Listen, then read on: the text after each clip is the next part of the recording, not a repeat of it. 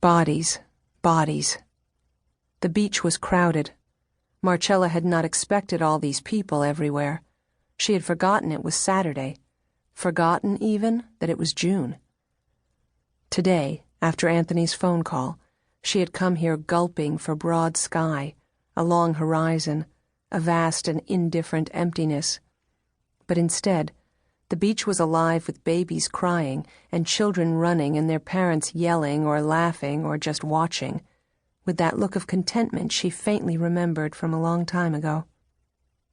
She veered toward the tide line, away from the massed umbrellas and beach blankets, going through a swath of tiny shells.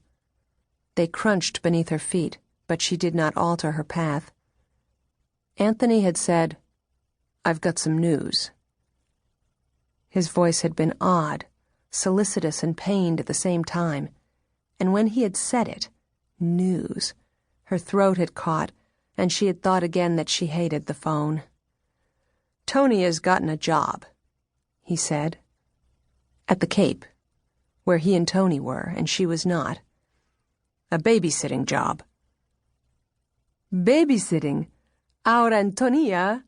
She laughed with crazy relief. "See, you worry for nothing." And then he told her where. "What?" she whispered, her laughter gone, gone. "Anthony, you can't let her." "Cella, what the hell am I supposed to say?" There was a pause, and then he went on more quietly, grimly. "She found the job herself. She didn't tell me ahead of time. We like shows of initiative." Marcella didn't keep in touch with anyone from Cape Cod. It was Anthony's place. It always had been. And when they divorced, it had seemed natural to leave it, too, entirely. She hadn't even known Callie McClatchey, Cecil's daughter, was married. Hadn't known Callie had not one but two children. Cecil's grandchildren, and Betsy's too, whom they would never see.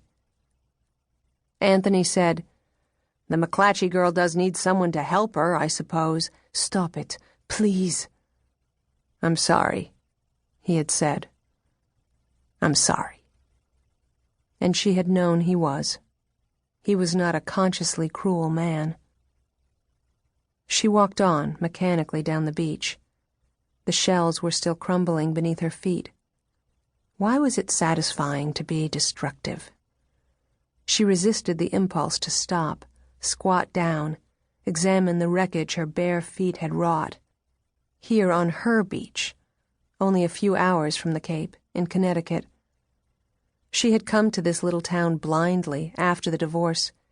It was near the boarding school where Anthony had sent Tony, and even though Marcella had known it would not make much difference, she could not bear to stay in Boston, so far away.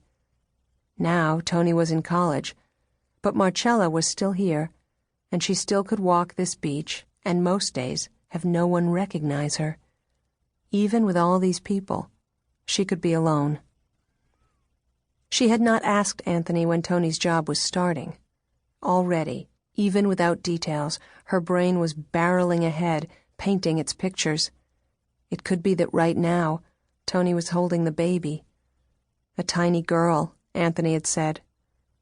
Marcella remembered how an infant would turn its head toward a breast, even a stranger's, mouth gaping like a fish, seeking even when there was nothing there to find.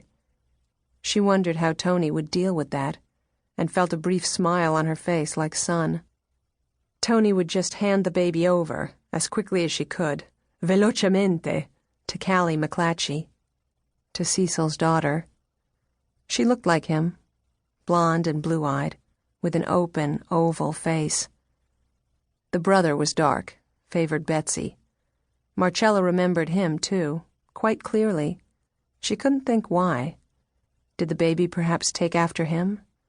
Or in its tiny face, in the baby with whom she, Marcella, shared no blood, none at all. Could one find Cecil again? Was Tony seeing him right now, not knowing whom she was seeing? And the smile fell away. She had left the public beach by now, and though there were still people, it was quieter. She headed down to the water, and the coolness on her feet, the gentle splashing of her steps, calmed her in spite of herself. Perhaps she would swim later. An ordinary thought. And she felt a timid swirl of resentment, because she had been having more of these small pleasures lately, coming upon them like green atolls in the endless gray sea of days, and she wondered now if she had left them behind again. Only yesterday, she had eaten some of the first sugar corn from the farm stand down the road, let the butter trickle down her chin.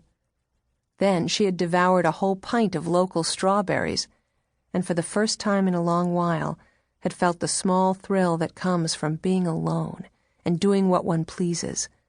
She had felt carefree, or at least able to pretend.